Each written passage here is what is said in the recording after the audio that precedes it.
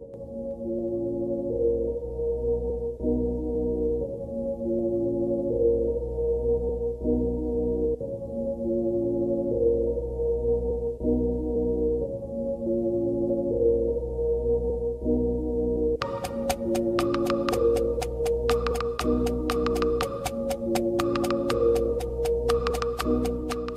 everybody, it's Mika again, the midwife back.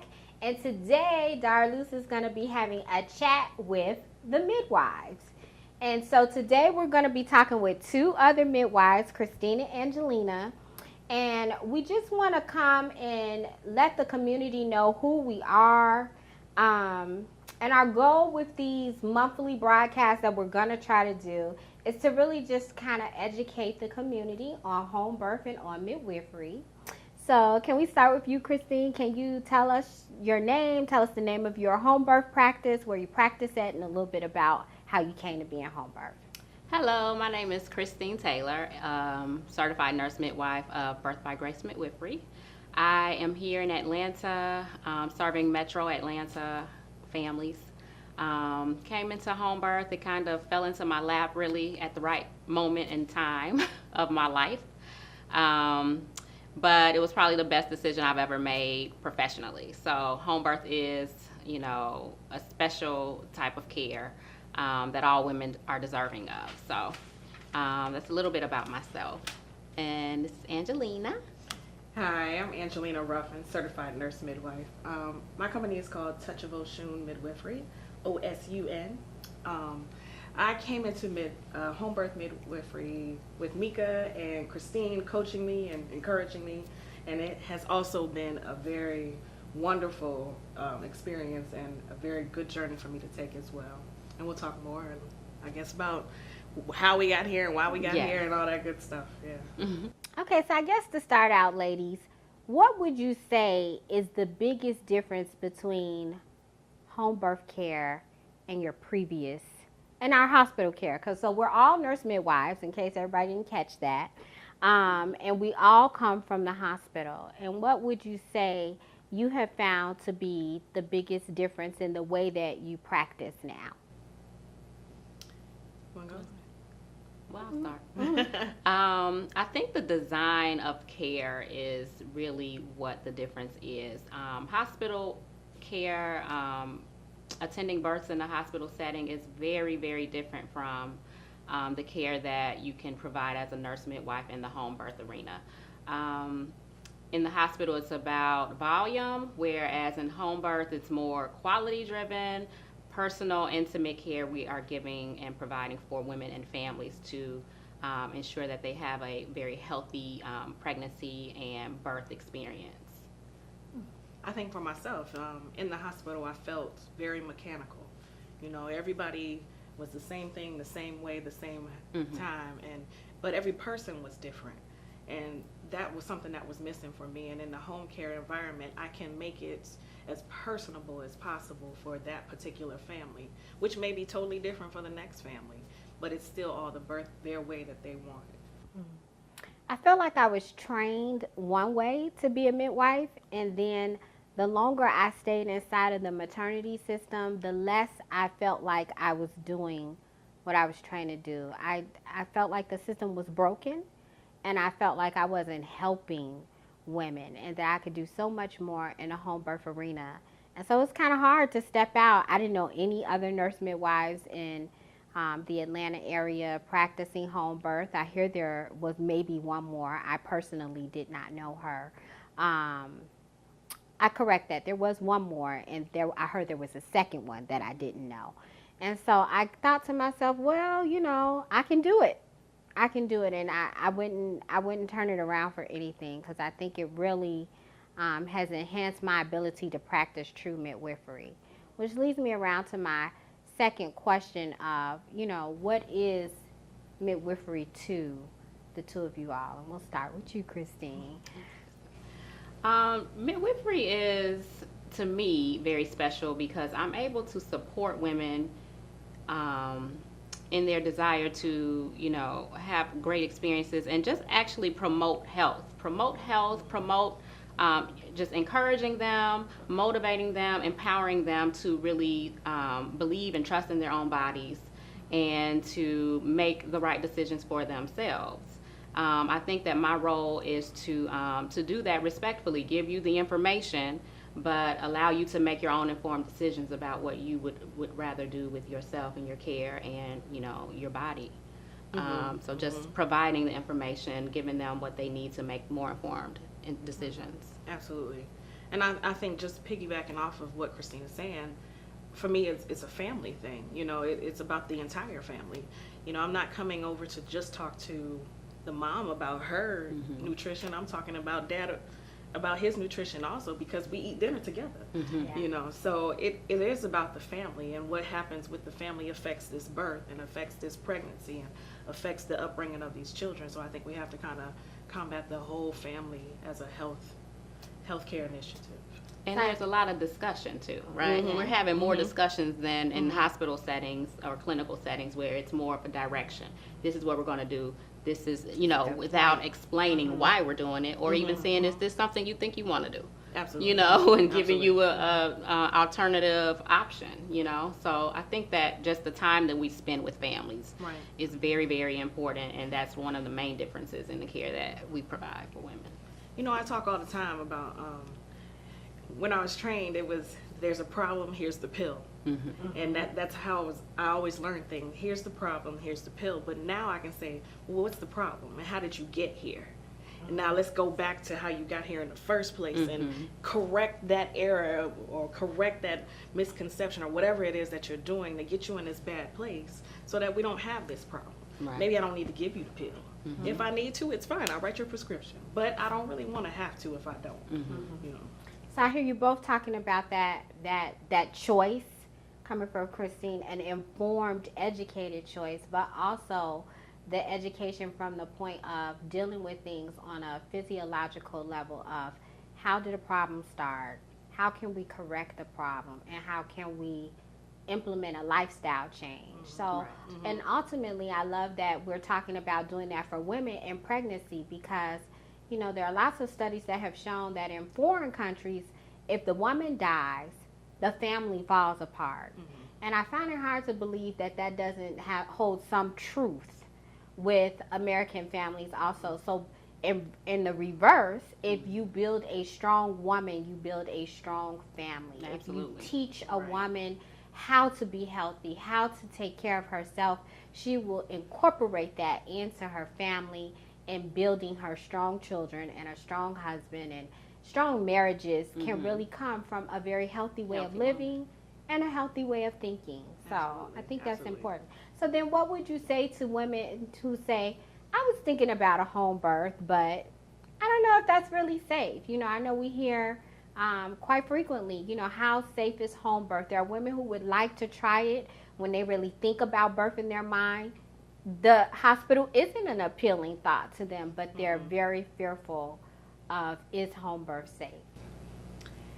Is home birth safe? I mean, that's that mother that's standing in the corner with her arms crossed and growling at me practically at a consultation. Yes.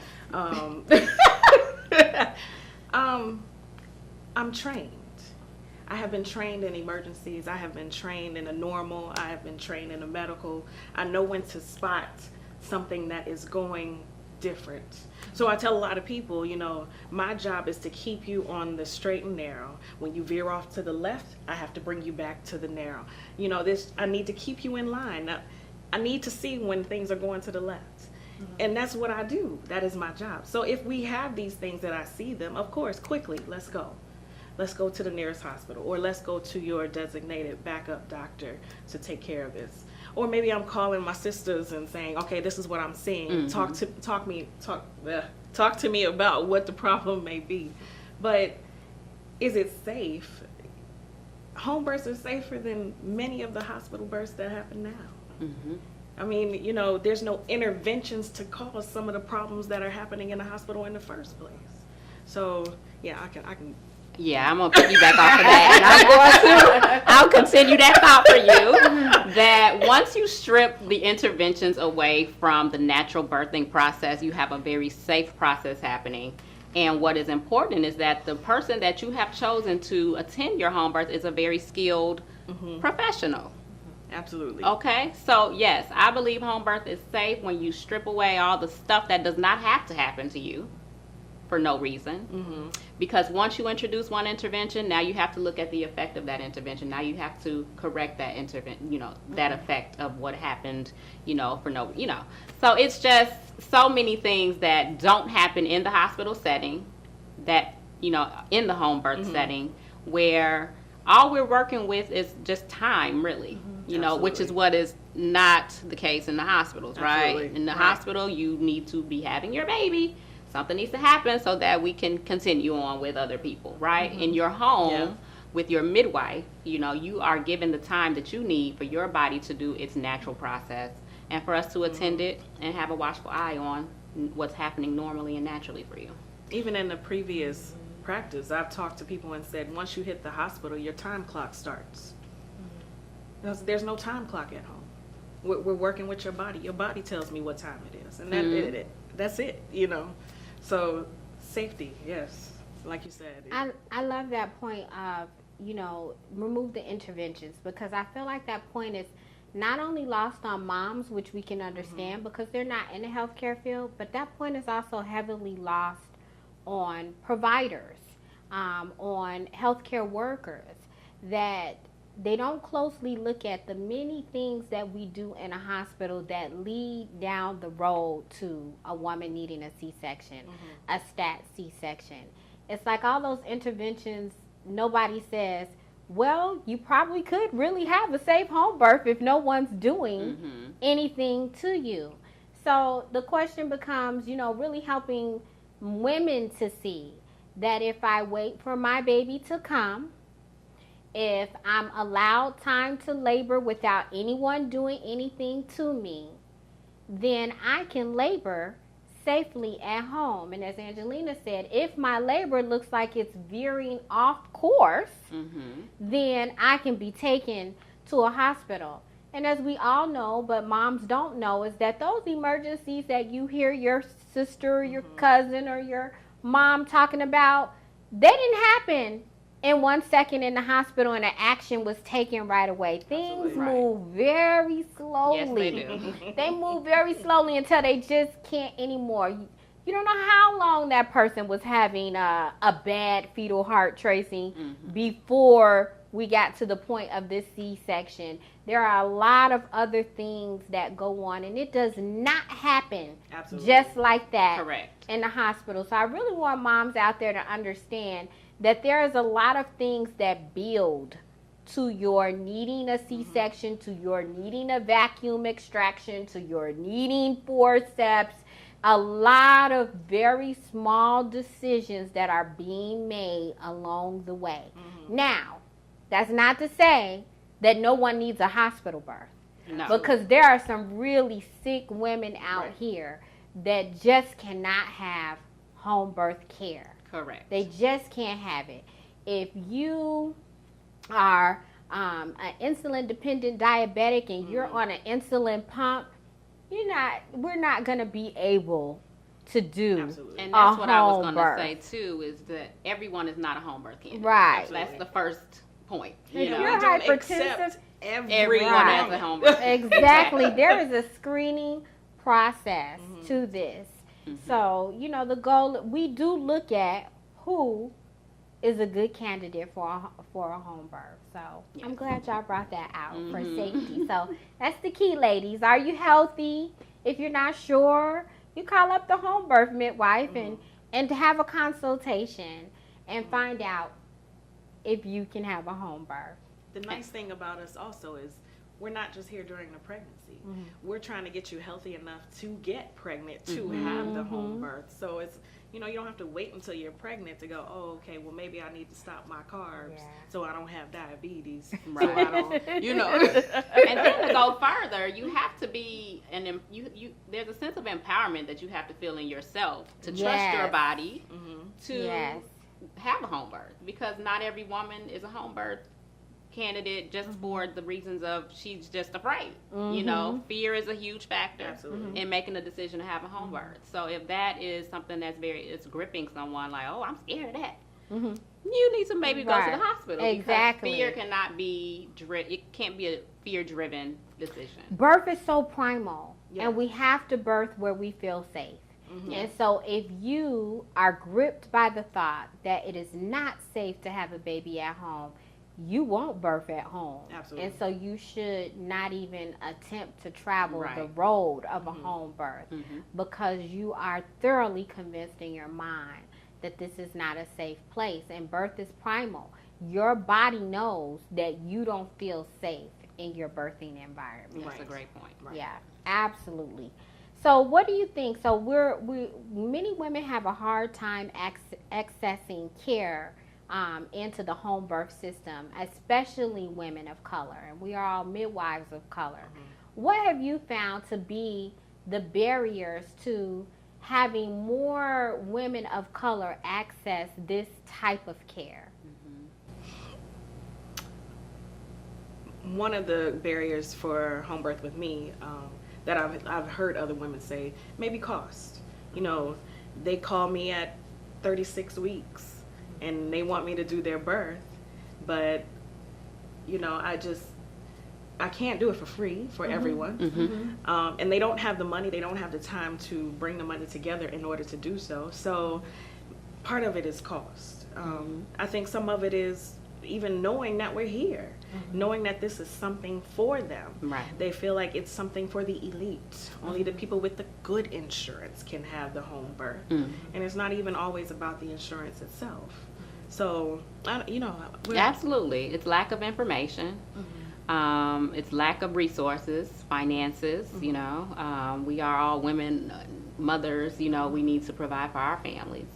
So as you said, we can't do everything for free. However, you know, I think we do have different packages and we make things work out for a lot of women who reach out.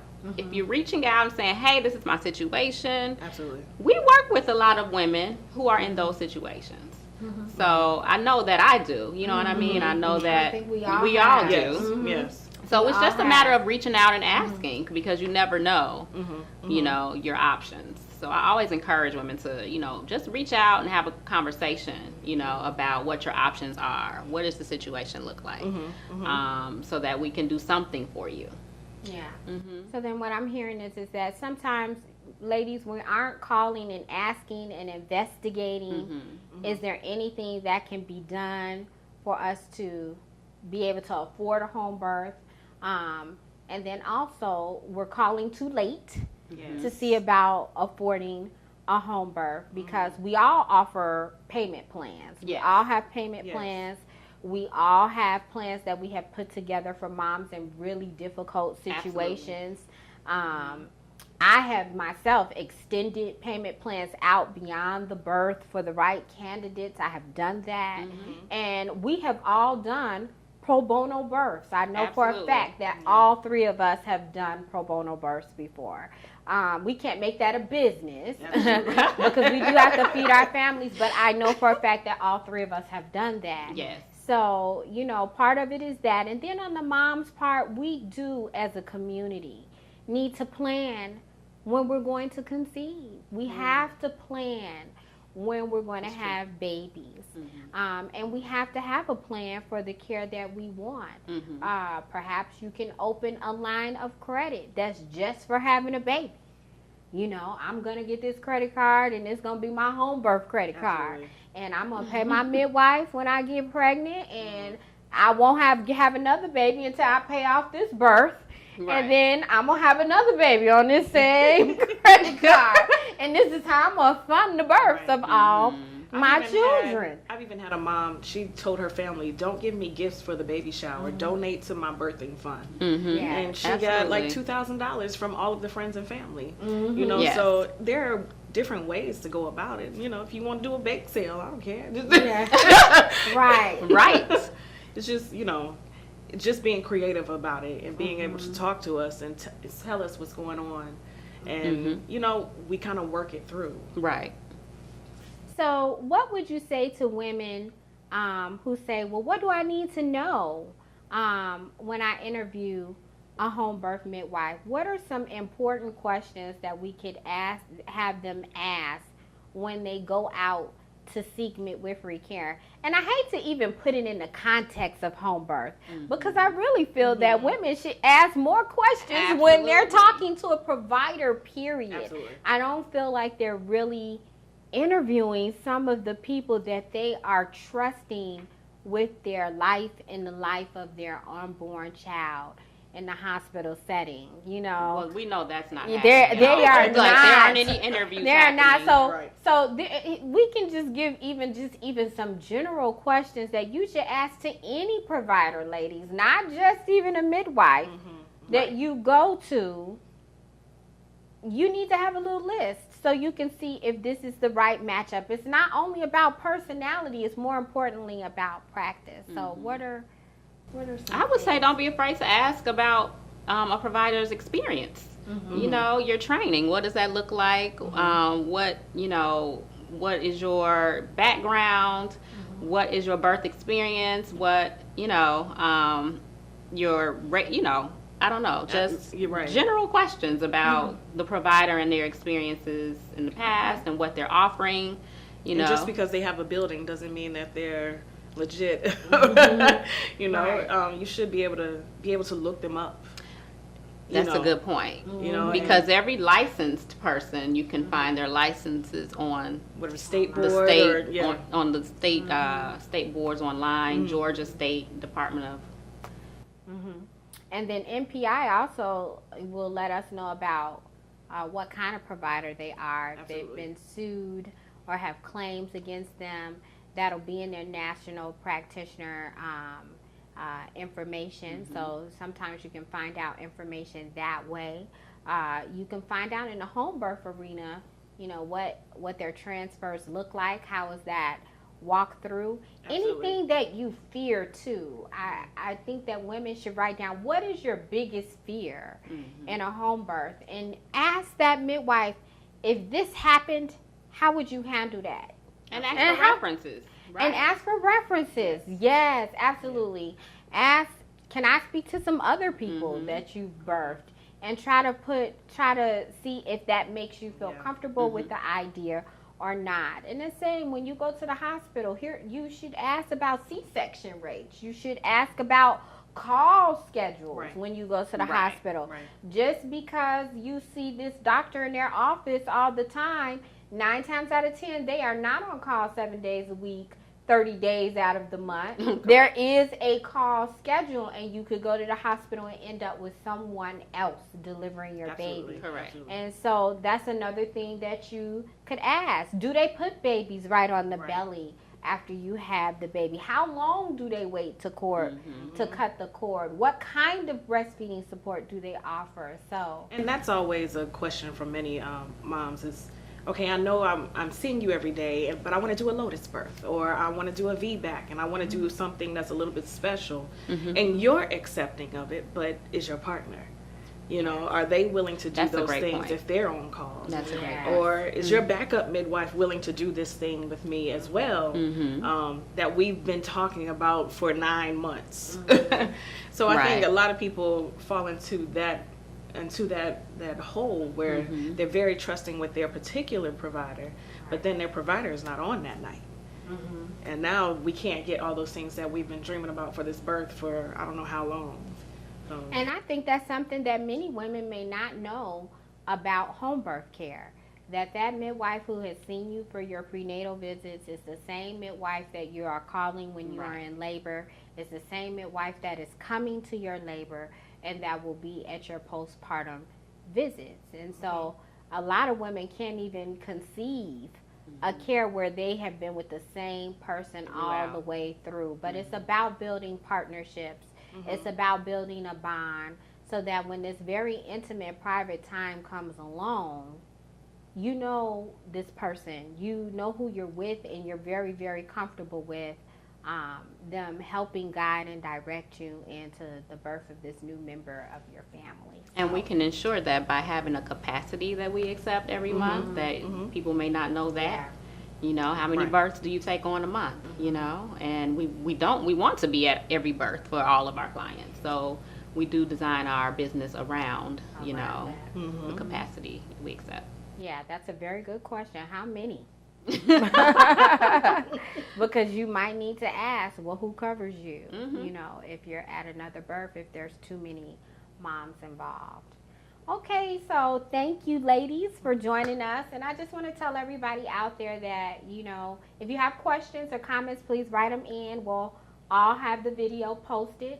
But also that we're going to try to join you guys every month to really discuss another interesting topic that hopefully will really educate our community and arm them with the knowledge that they need to really be partners in their healthcare, even more so lead your healthcare, play an active role in your healthcare. So next week we're hoping to talk to you guys about what is going on with the maternal mortality rate in the United States. So see you guys then for that.